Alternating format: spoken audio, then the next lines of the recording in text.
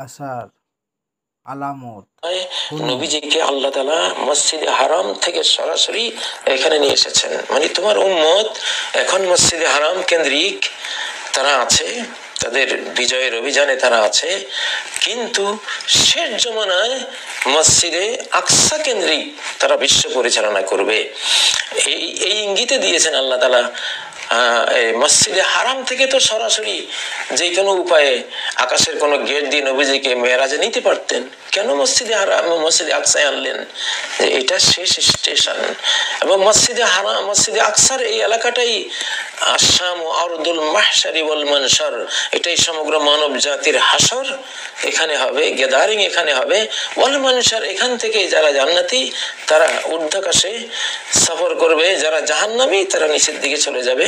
জাহান্নামের এরিয়া এটা, নিচে যেহেতু জাহান্নাম, পৃথিবীর ভূ কেন্দ্রে সিজ্জিনটা মূলত জাহান্নাম, এবং গোটা এই এরিয়াটা এই বিশ্বের এই বায়ুমণ্ডল এই সহ এগুলি সব তখন কিয়ামতের পরে জাহান্নামের এরিয়া পরিণত হবে।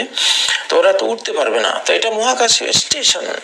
এবং এখানে 2 রাকাত সালাত নবীজি পড়িয়েছিলেন সমস্ত নবীদেরকে ইমামত করে, এবং হাজার হাজার আম্বিয়া কিরাম এখানে এসেছেন। হযরত ইব্রাহিম আলাইহিস সালামের হিজরতের জায়গা এটা।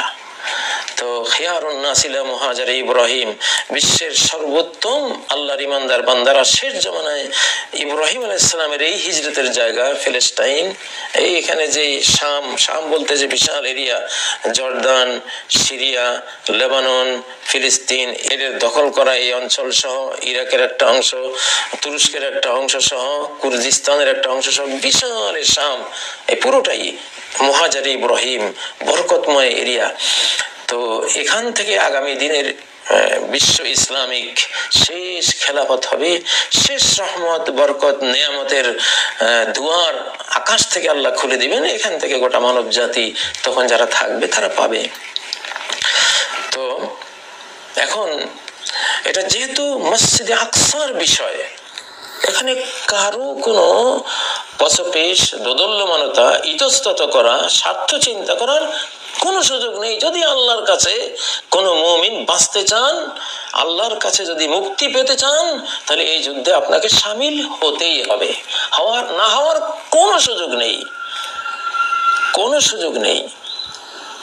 আপনার নীরবতা যদি ওদেরকে এই মসজিদ ভাঙ্গার দুঃসাহস যোগায়, তাদের সাথে হ্যান্ডকাপ পরিয়ে আল্লাহ আপনাকে জাহান্নামে পাঠাতে পারেন, সেই ঝুঁকি আপনি নেবেন না।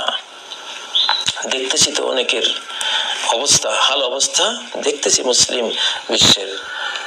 এটা কোনো ফিলিস্তিনি জাতির বিষয় না, এটা মসজিদে আকসার বিষয়।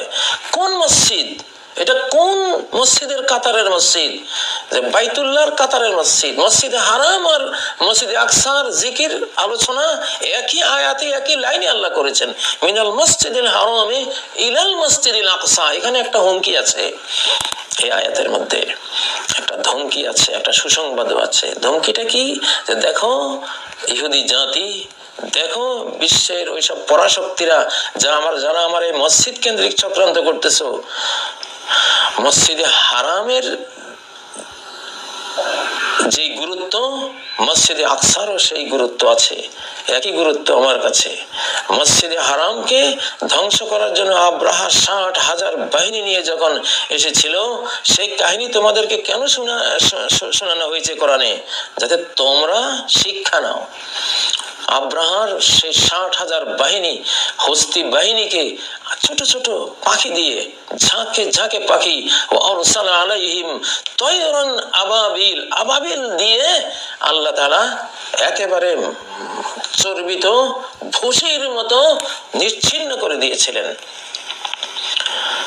সেই মসজিদের সাথে কিন্তু আলোচনা এসেছে মসজিদে আকসা। মানে কি?